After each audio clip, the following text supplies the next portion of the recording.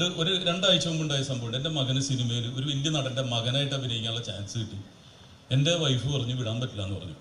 ഭയം മയക്കുമരുന്ന് തന്നെയാണ്. ഞാൻ പറഞ്ഞത് സിനിമ എന്ന് പറഞ്ഞിട്ടുണ്ടെങ്കിൽ ഞങ്ങളിവിടെ കച്ചവടം നടത്തുന്നതല്ല, അവർ വിട്ടുന്ന തിരിച്ച് കുഴപ്പമില്ല. പക്ഷേ ഈ 17-18 വയസ്സിലാണ് ഏറ്റവും കൂടുതൽ വഴി തെറ്റുന്നത്. അതുകൊണ്ട് ആകെ ഒരു മകനാണ് എനിക്കുള്ളത്. നിങ്ങൾ ഹൗസ്ഫുൾ എന്ന് പറഞ്ഞ സിനിമ ഉണ്ടോ? കണ്ടോ? 4 കുട്ടികളാണ്. അപ്പോൾ നമ്മളെ ടിനി ടോം അണ്ണൻ്റെ വാക്കുകളാണിത്. 2 വർഷം മുമ്പ് അദ്ദേഹം പറഞ്ഞതാണ് 17 വയസ്സുള്ള മകനാണ്. അവനെ സിനിമയിൽ പ്രമുഖ നടൻ്റെ കൂടെ അഭിനയിക്കാൻ വേണ്ടി ചോദിച്ചപ്പോഴും എൻ്റെ ഭാര്യ പറഞ്ഞു അതായത് വിട്ടുതരാൻ കഴിയില്ല. കാരണം എന്താ വെച്ചാൽ സിനിമാക്കാരല്ല, മറ്റേതാണ് സിനിമാക്കാരുടെ ചോറുണ്ട്, സിനിമാക്കാരുടെ സിനിമയിൽ നിന്നുള്ള വരുമാനം കൊണ്ട് സിനിമയിൽ നിന്നുള്ള സൗഭാഗ്യങ്ങളെല്ലാം അവരിങ്ങനെ ഇത് ചെയ്തുകൊണ്ടിരിക്കുമ്പോഴാണ് പറയുന്നത് സിനിമയിലുള്ളവരെല്ലാം മയക്കുമരുന്നുകാരാണ്. അതുമാത്രവുമല്ല, ടിനി ടോം അന്ന് പറഞ്ഞ മറ്റൊരു കാര്യം എന്താണെന്ന് വെച്ച് കഴിഞ്ഞാൽ സിനിമയിൽ ഒരു നടൻ ഇതുപോലെ മയക്കുമരുന്ന് ഉപയോഗിച്ചിട്ട് അയാളുടെ പല്ലുകളെല്ലാം ദ്രവിച്ചു പോയിട്ടുണ്ട് എന്നുള്ള കാര്യവും ടിനി ടോം പറയുന്നുണ്ട്. ഏത് നടനാണ് എന്ന് പറയാനുള്ള ധൈര്യം അങ്ങേർക്കില്ല.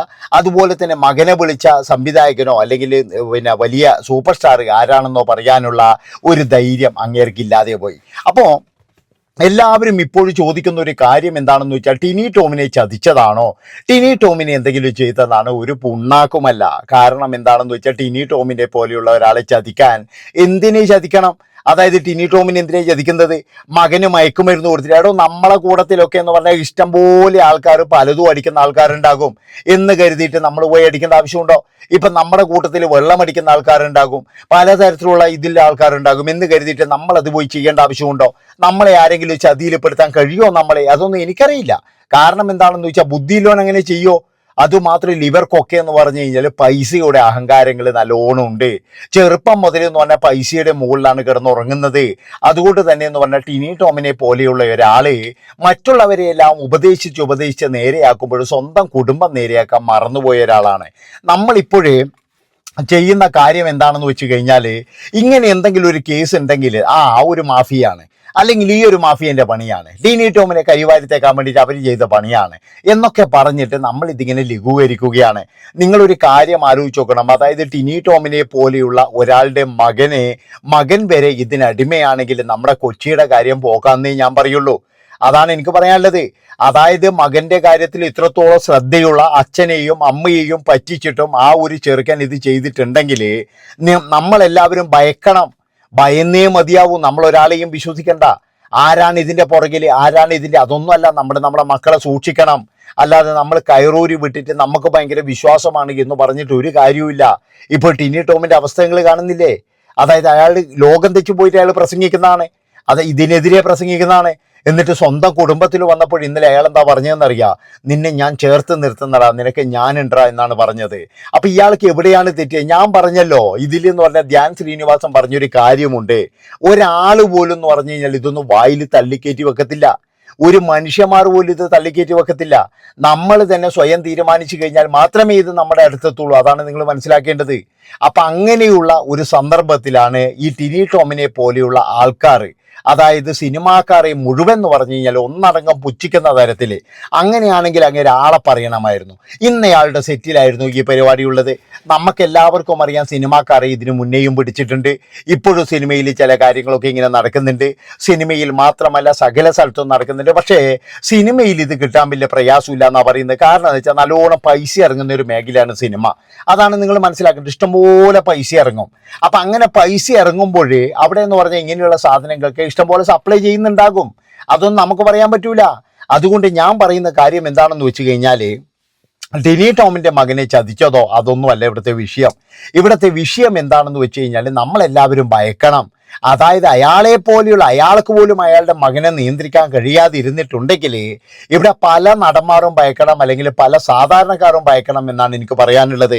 കാരണം എന്താണെന്ന് വെച്ച് കഴിഞ്ഞാൽ ഇവിടെ എന്ന് പറഞ്ഞു കഴിഞ്ഞാൽ ഇതിനെതിരെ എന്ന് പറഞ്ഞാൽ കേസെടുത്തത് കൊണ്ടോ അല്ലെങ്കിൽ വേറെ എന്തെങ്കിലും ചെയ്തത് കൊണ്ടൊന്നും ഒരു കാര്യവുമില്ല. ഇതിന് കൃത്യമായിട്ട് എന്താ ചെയ്യേണ്ടതെന്ന് പറഞ്ഞു കഴിഞ്ഞാൽ ആ ഒരു മെക്സിക്കോ എല്ലാം നടന്നില്ലേ, അതേപോലെ ചെയ്തു കഴിഞ്ഞാൽ ഒരു കുഴപ്പമില്ല. അതാണ് വേണ്ടത്.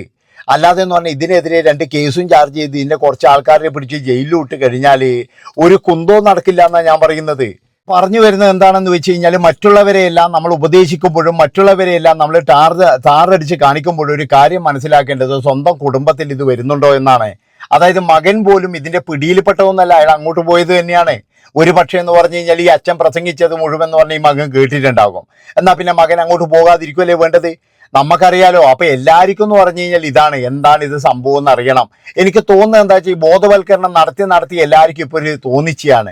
അതായത് ഇപ്പോഴും നമ്മളെ മൊത്തത്തിൽ എന്ന് പറഞ്ഞു കഴിഞ്ഞാൽ ഒരു ഇതാണ്. കാരണം ഇതിന്റെ ടേസ്റ്റ് എന്താടേ, ഇത് അടിച്ചു കഴിഞ്ഞാൽ ഭയങ്കരമായിട്ടുള്ള എക്സ്ട്രാ എന്തെങ്കിലും വരുവോടെ എന്നുള്ള ഒരു സംശയങ്ങൾ, അതൊക്കെ എന്ന് പറഞ്ഞാൽ ഇതിന്റെ പരസ്യമായിട്ടാണ് ഞാൻ കരുതുന്നുള്ളൂ. അതായത് ഈ ബോധവൽക്കരണ ക്ലാസ് തന്നെ എന്ന് പറഞ്ഞ പരസ്യങ്ങളാണ്.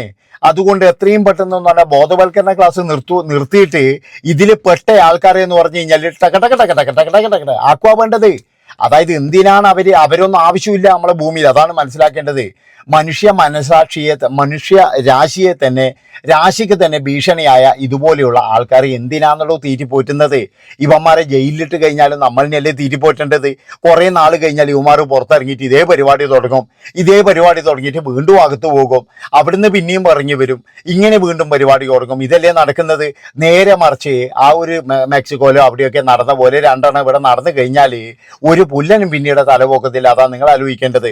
ഇവിടെ എന്താണെന്ന് ചോദിച്ചാൽ ഇവിടെ ഭയമില്ല. അതാണ് ഏറ്റവും വലിയ പ്രശ്നമായിരുന്നേ. ഇവിടെ ഒരാൾക്ക് പോലും ഒന്നിനോടും ഭയമില്ല. എല്ലാവർക്കും ഇപ്പോഴും എന്ന് പറഞ്ഞാൽ ഇതെല്ലാം ഒരു തമാശയും കളി പോലെയാണ്. കാരണം എന്താ വെച്ചാൽ പണ്ടൊക്കെ ഇങ്ങനെ ഒരു കേസ് പെട്ട് കഴിഞ്ഞാൽ ഭയങ്കര നാണക്കേടാണ്, കുടുംബത്തിന് നാണക്കേട്, വീട്ടുകാർക്ക് നാണക്കേട്. അത് മാത്രമല്ല പിന്നെ പെണ്ണ് വരെ കിട്ടത്തില്ല. ഇല്ലെങ്കിൽ എന്ന് പറഞ്ഞാൽ അവിടെ എന്ന് പറഞ്ഞു കഴിഞ്ഞാൽ ആരെങ്കിലും ഉണ്ടെങ്കിൽ കല്യാണം കഴിക്കാൻ വരെ ആൾക്കാരെ കിട്ടത്തില്ല. അങ്ങനെയുള്ള ഒരു അവസ്ഥയായിരുന്നു. പക്ഷെ ഇന്ന് അതെല്ലാം പോയി. ഇന്ന് ഇങ്ങനെയുള്ള ആൾക്കാർക്കൊക്കെ എന്ന് പറഞ്ഞാൽ പെണ്ണ് കൊടുക്കാൻ, ഇങ്ങനെയുള്ള ഗുണ്ടകൾക്കും മറ്റേവർക്കൊക്കെ എന്ന് പറഞ്ഞാൽ പെണ്ണ് കൊടുക്കാനും അവരോട് ക്രഷ് തോന്നാനൊക്കെ ഇഷ്ടംപോലെ ആൾക്കാരുണ്ട്. അതുകൊണ്ട് തന്നെ എന്ന് പറഞ്ഞു കഴിഞ്ഞാൽ യുവാക്കൾക്കിടയിലായാലും വേണ്ടിയില്ല, എവിടെയായാലും വേണ്ടിയില്ല, ഇങ്ങനെയുള്ളതൊക്കെ എന്ന് പറഞ്ഞാൽ വലിയ മാന്യന്മാരാണ്. കാരണം എന്താ വെച്ചാൽ അവർ ഇതിലൂടെ എന്ന് പറഞ്ഞു കഴിഞ്ഞാൽ പൈസകൾ സമ്പാദിക്കുന്നു, നല്ല നല്ല കാറുകളിൽ യാത്ര ചെയ്യുന്നു. അതുപോലെ തന്നെ എന്ന് പറഞ്ഞാൽ അവർ വലിയ ഈ ക്യാമറയൊക്കെ വാങ്ങിച്ച് ഇൻസ്റ്റാഗ്രാം പോലെയുള്ള പോസ്റ്റ് ഇടുന്നു. ഇതൊക്കെ കാണുമ്പോൾ എല്ലാവരും വിചാരിക്കുന്നത് അവനെ കണ്ടില്ലേ, എന്തൊരു സുഖമാണ് അവൻ്റെ ജീവിതം.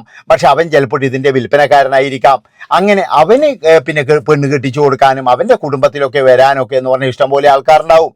നേരെ മറിച്ച് ഒരു നല്ല രീതിയിൽ ജീവിക്കുന്ന ഒരു സാധാരണക്കാരനെ സംബന്ധിച്ചിടത്തോളം അവന് ചിലപ്പോൾ കാറും ഉണ്ടാവില്ല, ഒന്നും ഉണ്ടാവില്ല. അവൻ്റെ കൂടെ ഒന്നും ജീവിക്കാൻ ഒരു മനുഷ്യന്മാർ പോലും തയ്യാറാവില്ല. അതാണ് നിങ്ങൾ ആലോചിക്കേണ്ടത്. ഇന്നിപ്പോഴും എന്ന് പറഞ്ഞാൽ വർദ്ധിച്ചു വരുന്ന വിവാഹ മോചനങ്ങൾ മാത്രം നോക്കിയാൽ മതി. ഇന്ന് എത്രമാത്രം വിവാഹ മോചനങ്ങളാണ്, അതുപോലെ തന്നെ എന്ന് പറഞ്ഞാൽ എത്ര വഴിവിട്ട ബന്ധങ്ങളാണ്. ഇതൊക്കെ എന്ന് പറഞ്ഞു കഴിഞ്ഞാൽ ഈ പരിപാടിയിൽ നിന്ന് വരുന്നത് തന്നെയാണ്, അല്ലാതെ വേറെ എവിടുന്നും വരുന്നതല്ല. അതുകൊണ്ട് ഞാൻ പറയുകയാണ്, ടിനി ടോമിന് എന്ന് പറഞ്ഞു കഴിഞ്ഞാൽ ടിനി ടോമിനെ ചതിച്ചതോ അല്ലെങ്കിൽ വേറെ ഒന്നും ചെയ്തതല്ല. നിങ്ങളെല്ലാവരും ഭയക്കണം. ഇവിടെ എന്ന് പറഞ്ഞാൽ ഒരു മാഫിയുമില്ല. അതായത് ഓരോ ആൾക്കാരും എന്ന് പറയുന്നത് ഇതിൻ്റെ രുചി തേടി പോകാൻ വേണ്ടിയിട്ട് ഇതുപോലെയുള്ള ക്ലാസ്സുകൾ കേട്ട് ചിലപ്പോഴും തന്നെ ഇതിൻ്റെ രുചി തേടി പോകുന്നു എന്നാണ് എനിക്ക് തോന്നുന്നത്. അതാണ് എൻ്റെ ഒരു അഭിപ്രായം. അല്ലാതെ ഇതൊന്നുമല്ല, വേറെ ഒന്നുമല്ല. ഇങ്ങനെ എന്തെങ്കിലും വരുമ്പോൾ എന്നാൽ പിന്നെ ഇതിൻ്റെ രുചി എന്താണെന്ന് മനസ്സിലാക്കണം. അങ്ങനെ ആകുമ്പോൾ നമുക്ക് നോക്കാം. ഇതാണ് സംഭവിച്ചിരിക്കുന്നത്. അതുപോലെ തന്നെ ടിനി ടോമിനൊരു ചെറിയൊരു അഹങ്കാരം ഉണ്ടായിരുന്നു. താനെന്തോ ഒരു വലിയ കൊമ്പത്താണ്, അല്ലെങ്കിൽ തനിക്കെന്തോ ഒരു വലിയ സംഭവമാണ്, ഞാനെന്തോ ഒരു സംഭവമാണ് എന്നുള്ള തരത്തിൽ അയാൾ ശരിക്കും പറഞ്ഞു കഴിഞ്ഞാൽ എൻ്റെ അഭിപ്രായത്തിന് ഒരു നിലപാടും ഇല്ലാത്തൊരു വ്യക്തിയാണ്. ഇങ്ങനെ വളവളാകെ എന്തെങ്കിലും പറയണം. അതാണ് നിങ്ങൾ മനസ്സിലാക്കേണ്ടത്. ഒരു നിലപാടോ അല്ലെങ്കിൽ ഒരു കാര്യത്തിലുള്ള ഒരു വിജയമോ കാര്യങ്ങളോ ഒന്നുമില്ല. എവിടെയൊക്കെയോ എന്തൊക്കെയോ പറഞ്ഞിങ്ങനെ പിടിച്ചു നിൽക്കുന്ന ഒരാൾ, അത്രയേ ഉള്ളൂ. ഇപ്പോഴെന്ന് പറഞ്ഞാൽ മകനെ രക്ഷിക്കാൻ വേണ്ടിയിട്ടും ഈ ഒരു സൽപ്പേര് അതായത് നിലനിർത്താൻ വേണ്ടിയിട്ട് ഇയാൾ വലിയ അഭിമാനത്തോട് കൂടിയിട്ടാണ് മകനെ പറ്റി പറയാറ്. എല്ലാ തന്തമാരും അങ്ങനെയാണ്. പക്ഷെ മകൻ അടിയെ വെച്ച് പോയിരിക്കുകയാണ്. അതുകൊണ്ട് തന്നെ വലിയ മഹത്വമൊന്നും വേണ്ട. എന്ന് വെച്ചാൽ ഞാൻ വലിയ തന്തയാണ്, ഞാൻ വലിയ സപ്പോർട്ട് ചെയ്യുന്നവനാണ് എന്നുള്ള മഹത്വമൊന്നും വേണ്ട. ഒരു നാരീനെയും ഇവിടെ ആരും സപ്പോർട്ടൊന്നും ചെയ്യത്തില്ല, ഒരു തന്തമാരും സപ്പോർട്ട് ചെയ്യത്തില്ല. ചവിട്ടി പുറത്താക്കുകയോ, അത്രയേ ഉള്ളൂ. അല്ലാതെ അബദ്ധം പറ്റിയത് ഇവനൊന്നും അബദ്ധവും ഒരു തേങ്ങാപ്പുണ്ണാക്കും അല്ല. ഇവനൊക്കെ നാളെയും ഇതിൻ്റെ പുറകെ തന്നെ പോകും. അല്ലാതെ നിങ്ങൾക്ക് തോന്നുന്നുണ്ടോ? ഇവനൊക്കെ നാളെയും അവസരം കിട്ടിക്കഴിഞ്ഞാൽ ചിലപ്പോൾ ഇവനൊക്കെ എന്ന് പറഞ്ഞാൽ പൈസേൻ്റെ അഹങ്കാരം കൊണ്ട് തന്നെ മറ്റു പിള്ളേർക്ക് വരെ ഭീഷണിയായിരിക്കുന്നേ ഞാൻ പറയുള്ളൂ. അതാണ് നിങ്ങൾ മനസ്സിലാക്കേണ്ടത്. അതുകൊണ്ട് തന്നെ എന്ന് പറഞ്ഞാൽ ഇവനൊക്കെ കടുത്ത ശിക്ഷയാണ് വേണ്ടത്. അല്ലാതെ എന്ന് പറഞ്ഞു കഴിഞ്ഞാൽ വേറെ ഒന്നുമല്ല, എവിടെയെങ്കിലും പിടിച്ച് പൂട്ടിയിട്. എന്തിനിങ്ങനെയുള്ള നികഷ്ടജീവികളൊന്നും തുറന്നു വിടാൻ പാടില്ല. അതായത് ഇങ്ങനെയുള്ള ടീമുകളൊക്കെ ഇപ്പൊ വിനീത് മറ്റേ എന്നാ ധ്യാൻ ശ്രീനിവാസൻ പറഞ്ഞല്ലേ, അന്ന് സിനിമയിൽ അയച്ചിട്ടാണെങ്കിൽ ഇപ്പം ചിലപ്പോൾ ഇങ്ങനെ ആവില്ലായിരുന്നു. സിനിമാക്കാർ ഏതായാലും അതിൽ നല്ലതുകൊണ്ട് ചീത്തയുണ്ട്.